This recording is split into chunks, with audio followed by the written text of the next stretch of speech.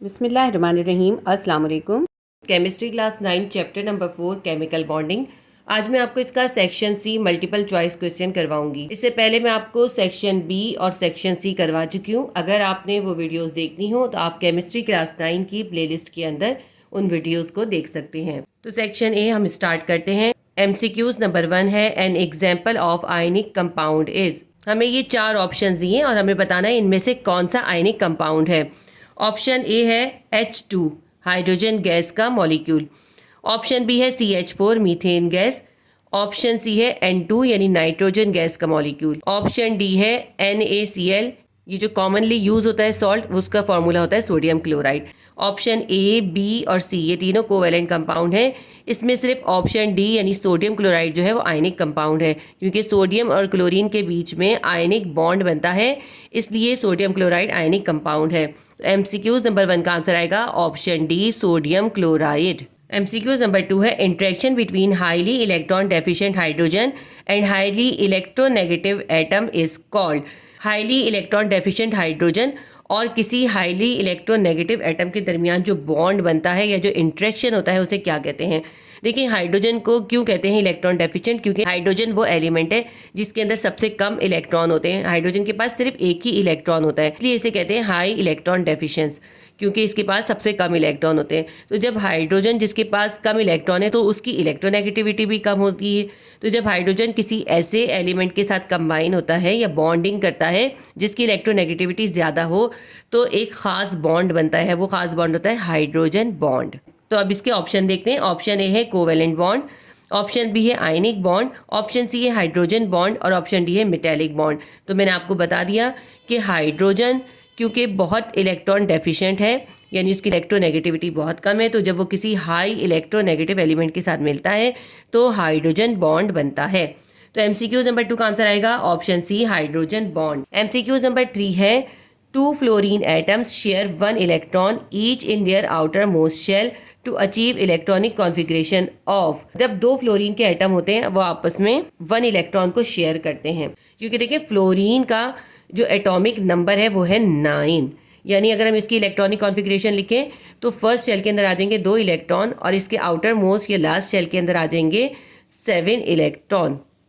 तो फ्लोरीन के outer most shell के अंदर वैलेंस इलेक्ट्रॉन होते हैं 7। तो फ्लोरीन अगर अपना ऑक्टेट कंप्लीट करना चाहता है तो उसको सिर्फ 1 इलेक्ट्रॉन चाहिए होगा।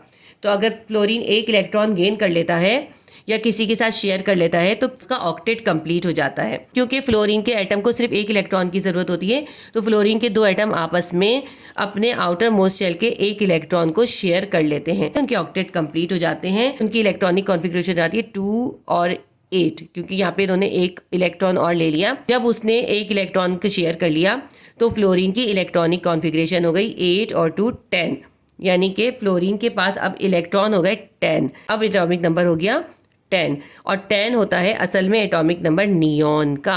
इसका मतलब है जब फ्लोरीन अपना ऑक्टेट यानी आउटर मोस्ट शेल कंप्लीट कर लेगा तो फिर उसकी इलेक्ट्रॉनिक कॉन्फ़िगरेशन किसके बराबर हो जाएगी, उसकी इलेक्ट्रॉनिक कॉन्फ़िगरेशन 10 हो जाएगी जो कि नियॉन की होती है। तो उसकी इलेक्ट्रॉनिक कॉन्फ़िगरेशन किसके बराबर हो जाएगी, नियॉन के बराबर हो जाएगी। ऑप्शन देख लेते हैं पहले हम इसमें। ऑप्शन ए है जीनॉन, ऑप्शन बी है आर्गन, ऑप्शन सी है क्रिप्टॉन, ऑप्शन डी है नियॉन। तो मैंने इसका आंसर आपको बता दिया कि जब फ्लोरीन अपना आउटर मोस्ट शेल 1 इलेक्ट्रॉन को शेयर करके कंप्लीट कर लेती है तो उसकी इलेक्ट्रॉनिक कॉन्फ़िगरेशन 10 हो जाती है, जो कि 10 जो है एटॉमिक नंबर होता है नियॉन का। तो इसलिए उसकी इलेक्ट्रॉनिक कॉन्फ़िगरेशन बन जाती है नियॉन की। तो MCQs नंबर 3 का आंसर आएगा option D, neon. MCQs number 4 है, number of electrons lost by atom of group 3A equals. Group 3A कितने इलेक्ट्रॉन लूज करता है, यानी यूँ कह लें कि ग्रुप 3A के पास कितने वैलेंस इलेक्ट्रॉन होते हैं। देखिए, इसके नाम से ही पता चल रहा है ना, ग्रुप का नाम जो होता है उसके वैलेंस इलेक्ट्रॉन की तादाद पे रखा जाता है। ग्रुप 3 का मतलब है कि इस ग्रुप में जितने एलिमेंट्स होंगे उन तमाम के वैलेंस शेल के अंदर 3 इलेक्ट्रॉन्स होंगे। ठीक है, तो इसका आंसर आएगा 3 इलेक्ट्रॉन्स। ऑप्शन ए है हमारे पास 1, ऑप्शन बी है 2, ऑप्शन सी है 3, ऑप्शन डी है 4। तो ग्रुप 3A के एलिमेंट्स के पास 3 इलेक्ट्रॉन्स होते हैं उसके वैलेंस शेल के अंदर। तो MCQs नंबर 4 का आंसर आएगा ऑप्शन सी, 3। MCQs नंबर 5 है, atom which loses 2 electrons from its outer shell to form ion. हमें बताना है कि वो कौन सा एटम है जो अपने आउटर मोस्ट शेल से 2 इलेक्ट्रॉन को लूज करके आयन बना लेता है। मैग्नीशियम वो एटम है जो अपने आउटर मोस्ट शेल के अंदर से 2 इलेक्ट्रॉन को लूज करता है, क्योंकि मैग्नीशियम का एटॉमिक नंबर होता है 12। ठीक है, जब 12 होता है एटॉमिक नंबर तो उसकी इलेक्ट्रॉनिक कॉन्फ़िगरेशन लिख लेते हैं हम। पहले शेल के अंदर आ जाएंगे 2 इलेक्ट्रॉन, सेकंड शेल यानी एल शेल के अंदर आ जाएंगे 8 इलेक्ट्रॉन, क्योंकि उसमें ज़्यादातर 8 आ सकते हैं। 8 और 2 10 हो गए, इसके पास बचे सिर्फ 2 इलेक्ट्रॉन, तो इसके आउटर मोस्ट शेल के अंदर आ जाएंगे 2 इलेक्ट्रॉन। अगर मैग्नीशियम को स्टेबिलिटी हासिल करनी है यानी नोबेल गैसेस की इलेक्ट्रॉनिक कॉन्फ़िगरेशन हासिल करनी है तो उसे अपना ऑक्टेट कंप्लीट करना होगा। ऑक्टेट कंप्लीट करने के लिए मैग्नीशियम अपने इन 2 इलेक्ट्रॉन को लूज कर देगा। अगर मैग्नीशियम अपने इन आउटर मोस्ट शेल के 2 इलेक्ट्रॉन को लूज कर देगा तो उसका ये शेल ख़त्म हो जाएगा और उसका लास्ट शेल बन जाएगा ये एल शेल, जिसके अंदर 8 इलेक्ट्रॉन होंगे, यानी उसका ऑक्टेट कंप्लीट हो जाएगा। इस तरह मैग्नीशियम नोबेल गैसेस की इलेक्ट्रॉनिक कॉन्फ़िगरेशन अटेन कर लेगा और स्टेबल हो जाएगा। तो मैग्नीशियम वो एटम है जो अपने आउटर मोस्ट शेल से 2 इलेक्ट्रॉन को लूज करता है। इनके अंदर हमें ऑप्शन दिए हैं। ऑप्शन ए है ऑक्सीजन, ऑप्शन बी है पोटेशियम, ऑप्शन सी है मैग्नीशियम, ऑप्शन डी है कार्बन। आप इन बाकी तमाम की भी इलेक्ट्रॉनिक कॉन्फ़िगरेशन लिखकर देख सकते हैं कि इनमें इनके आउटर मोस्ट शेल में कितने इलेक्ट्रॉन हैं। मैं आपको बता देती हूँ इसमें ऑक्सीजन के आउटर मोस्ट शेल के अंदर कितने इलेक्ट्रॉन होते हैं। ऑक्सीजन के एटॉमिक नंबर होता है 8, तो फर्स्ट शेल के अंदर आ जाएंगे 2 इलेक्ट्रॉन और सेकंड शेल या आउटर मोस्ट शेल के अंदर आ जाएंगे 6 इलेक्ट्रॉन। अगर ऑक्सीजन को अपना ऑक्टेट कंप्लीट करना है तो ये 2 इलेक्ट्रॉन गेन करेगा, इससे यहाँ पे इसके 8 इलेक्ट्रॉन हो जाएंगे और इसका ऑक्टेट कंप्लीट हो जाएगा। ऑक्सीजन 2 इलेक्ट्रॉन को गेन करेगा, लूज नहीं करेगा। ठीक है, तो ये ऑप्शन हमारा कैंसिल हो गया। इसी तरह पोटेशियम को देखते हैं। पोटेशियम का एटॉमिक नंबर है 19, तो इसके फर्स्ट शेल के अंदर आ जाएंगे 2 इलेक्ट्रॉन, सेकंड में आ जाएंगे 8 इलेक्ट्रॉन, हो गए 10 इलेक्ट्रॉन। आउटर मोस्ट शेल के अंदर बचे सिर्फ 9 इलेक्ट्रॉन, तो 9 इलेक्ट्रॉन आउटर मोस्ट शेल में आ जाएंगे। तो पोटेशियम को अगर अपना ऑक्टेट कंप्लीट करना है तो इसमें से ये सिर्फ अपना 1 इलेक्ट्रॉन लूज करेगा, जिससे इसका ऑक्टेट कंप्लीट हो जाएगा। इसके बाद है कार्बन। कार्बन के पास होते हैं 6 इलेक्ट्रॉन, इसका एटॉमिक नंबर 6 है, तो इसके फर्स्ट शेल के अंदर जाएंगे 2 इलेक्ट्रॉन, इसके पास आउटर मोस्ट शेल में बचे 4 इलेक्ट्रॉन। तो अगर इसको अपना ऑक्टेट कंप्लीट करना है तो ये 4 इलेक्ट्रॉन गेन करेगा या फिर अपने ये 4 इलेक्ट्रॉन भी लूज कर देगा। मैं हमसे क्वेश्चन पूछा था कि इनमें से कौन सा एटम है जो अपने 2 इलेक्ट्रॉन को लूज करेगा, तो आपको आंसर मिल गया, सिर्फ मैग्नीशियम है जो अपने 2 इलेक्ट्रॉन लूज करेगा। तो MCQs नंबर 5 का आंसर आएगा option C magnesium. MCQs number 6 है, in sodium chloride crystal lattice each sodium ion is surrounded by. जो सोडियम क्लोराइड का क्रिस्टल होता है उसके अंदर सोडियम आयन किस चीज से सराउंडेड होता है। सोडियम आयन जो होता है वो क्लोरीन के 6 नेगेटिव आयन से सराउंडेड होता है। ऑप्शन ए है 6 chlorine negative ion, option B है 6 sodium positive ion, option C है 8 क्लोरीन आयन्स, ऑप्शन डी है 12 क्लोरीन आयन्स। जो सोडियम क्लोराइड का क्रिस्टल होता है उसमें सोडियम पॉजिटिव आयन क्लोरीन के 6 नेगेटिव आयन से सराउंडेड होता है। तो MCQs नंबर 6 का आंसर आएगा option A 6 chlorine negative ion. आप ये ध्यान कीजिएगा कि इसके ऊपर नेगेटिव का साइन भी है। तो MCQs नंबर 6 का आंसर है option A 6 chlorine negative ions. MCQs number 7 है, at room temperature most of ionic compounds are. Room temperature पर ज्यादातर आयनिक कंपाउंड कैसे होते हैं। ऑप्शन ए है एमॉर्फस सॉलिड्स, ऑप्शन बी है क्रिस्टलाइन सॉलिड, ऑप्शन सी है लिक्विड्स, ऑप्शन डी है गैसेस। जो आयनिक कंपाउंड होते हैं ना वो रूम टेम्परेचर पर ज्यादातर क्रिस्टलाइन सॉलिड होते हैं। एमॉर्फस सॉलिड का मतलब होता है पाउडर के फॉर्म का जो सॉलिड होता है। क्रिस्टल सॉलिड का मतलब होता है कि खास किसी शक्ल का सॉलिड होता है। MCQs नंबर 7 का आंसर आएगा option B crystalline solid. MCQs number 8 है, tendency of atoms to acquire 8 electron in their valence shell is. किसी एटम के वैलेंस शेल के अंदर 8 इलेक्ट्रॉन को कंप्लीट करने को क्या कहते हैं। ऑप्शन ए है ऑक्टेट रूल, ऑप्शन बी है डुप्लेट रूल, ऑप्शन सी है ट्रिपलेट रूल, ऑप्शन डी है नन ऑफ अबव। किसी एटम के वैलेंस शेल के अंदर 8 इलेक्ट्रॉन को कंप्लीट करने की सलाहियत को कहते हैं ऑक्टेट रूल। तो MCQs नंबर 8 का आंसर आएगा option A octet rule. MCQs number 9 है, when one atom forms cations by losing electrons and other forms anion by accepting that electron then bond form between them is. अगर एक atom अपने electron को loose करके positive charge attain कर ले और दूसरा एटम उन इलेक्ट्रॉन को गेन करके नेगेटिव चार्ज अटेन कर ले तो उन दोनों एटम्स के दरमियान में कौन सा बॉन्ड बनता है। ऑप्शन ए है कोवैलेंट बॉन्ड, ऑप्शन बी है आयनिक बॉन्ड, ऑप्शन सी है coordinate covalent bond, option D है हाइड्रोजन बॉन्ड। तो एमसीक्यूज नंबर 9 का आंसर आएगा option B ionic bond. Cations और एनाइंस के दरमियान में आयनिक बॉन्ड बनता है। एमसीक्यूज नंबर 9 का आंसर है option B ionic bond. MCQs number 10 है noble gases are stable because they contain. हमें बताना है कि नोबल गैसेज के स्टेबल होने की क्या वजह है। ऑप्शन ए है 4 इलेक्ट्रॉन्स इन वैलेंस शेल, क्योंकि उनके वैलेंस शेल में 4 इलेक्ट्रॉन होते हैं। ऑप्शन बी है 6 इलेक्ट्रॉन इन वैलेंस शेल, क्योंकि उनके वैलेंस शेल में 6 इलेक्ट्रॉन होते हैं। ऑप्शन सी है 8 इलेक्ट्रॉन्स इन वैलेंस शेल, क्योंकि उनके वैलेंस शेल में 8 इलेक्ट्रॉन होते हैं। ऑप्शन डी है 10 इलेक्ट्रॉन्स इन वैलेंस शेल, क्योंकि उनके वैलेंस शेल में 10 इलेक्ट्रॉन्स होते हैं। तो हमें पता है कि नोबल गैसेज के ऑक्टेट और डुप्लेट कंप्लीट होते हैं, यानी उनके वैलेंस शेल में या तो 2 इलेक्ट्रॉन से उनके डुप्लेट कंप्लीट हुए होते हैं या फिर उनके वैलेंस शेल 8 इलेक्ट्रॉन से ऑक्टेट कंप्लीट करते हैं। तो नोबल गैसेस की स्टेबल होने की वजह क्या है, क्योंकि उनके वैलेंस शेल में 8 इलेक्ट्रॉन्स होते हैं, यानी उनके ऑक्टेट कंप्लीट होते हैं। तो एमसीक्यूज नंबर 10 का आंसर आएगा option C 8 electrons in valence shell, क्योंकि नोबल गैसेस के वैलेंस शेल में 8 इलेक्ट्रॉन्स हैं, इसलिए वो स्टेबल है। एमसीक्यूज नंबर 11 है bond which involve 3 shared electron pair is a. ऐसा बॉन्ड जिसके अंदर 3 इलेक्ट्रॉन के पेयर शेयर हो रहे हो उसे क्या कहते हैं। ऑप्शन ए है double covalent bond, option B single covalent bond, option C triple covalent bond, option D none of above. ऐसा बॉन्ड जिसमें 3 इलेक्ट्रॉन के पेयर शेयर हो रहे हो उसे कहते हैं ट्रिपल कोवैलेंट बॉन्ड।